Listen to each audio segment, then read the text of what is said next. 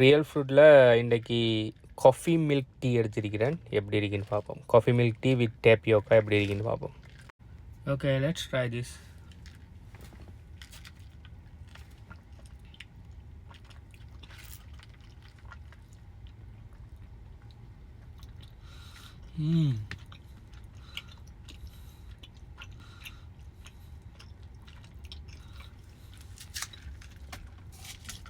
அதாவது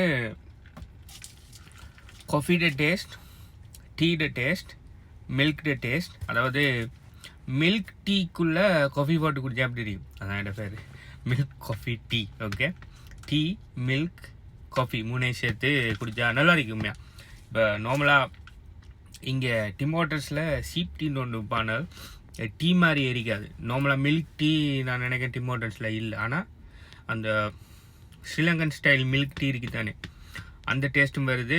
அதுக்குள்ளே நம்ம ஒரு காஃபியும் போட்டால் காஃபியோட டேஸ்ட்டும் வரும். பால் காஃபின்னு சொல்லுவோம், ரைட், சேம் டேஸ்ட். ஓகே, ஒரு 10க்கு 7 கொடுக்கலாம். ஓகே, அவ்வளோ பெஸ்ட்டாக இருக்கான்டா ஸ்ரீலங்கன் டீக்கு கிட்ட இல்லை, பட் சீப் டீயை விட பெட்டராக இருக்குது.